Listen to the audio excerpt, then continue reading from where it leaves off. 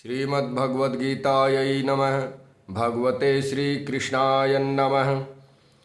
गीता अध्याय पाठ में आज 5वें अध्याय के 1 से लेकर के 6 श्लोकों तक का पाठ करते हैं, जिसमें सांख्य योग और कर्म योग का निर्णय लिया गया है, सुझाया गया है, बतलाया गया है।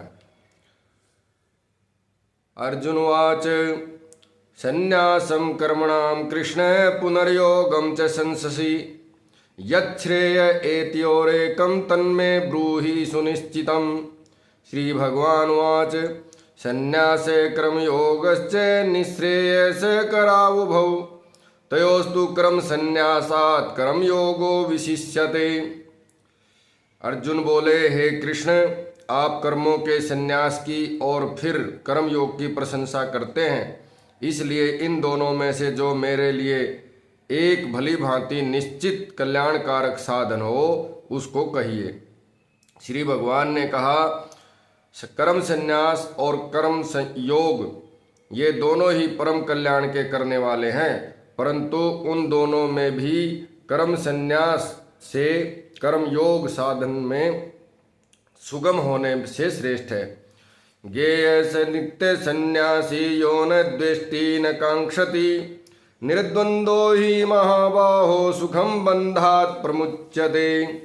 हे अर्जुन, जो पुरुष न किसी से द्वेष करता है और न किसी की आकांक्षा करता है, वह कर्मयोगी सदा सन्यासी ही समझने योग्य है, क्योंकि राग द्वेष आदि द्वंद्वों से रहित पुरुष सुखपूर्वक संसार बंधन से मुक्त हो जाता है।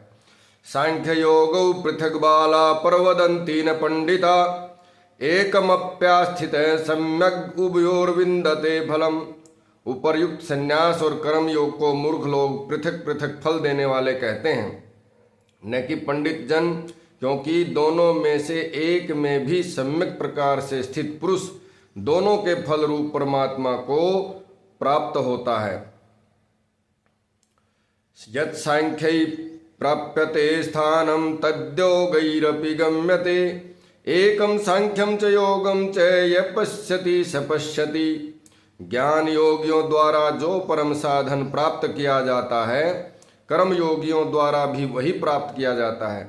इसलिए जो पुरुष ज्ञान योग और कर्म योग को फल रूप में एक देखता है, वही यथार्थ देखता है।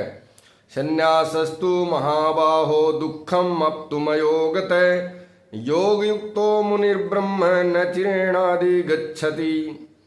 परंतु हे अर्जुन, कर्म योग के बिना संन्यास अर्थात मन, इंद्रिय और शरीर द्वारा होने वाले संपूर्ण कर्मों में कर्तापन का त्याग प्राप्त होना कठिन है, और भगवत स्वरूप को मनन करने वाला कर्मयोगी पर ब्रह्म परमात्मा को शीघ्र ही प्राप्त हो जाता है। बोलिए भगवान श्री कृष्ण वासुदेव की जय।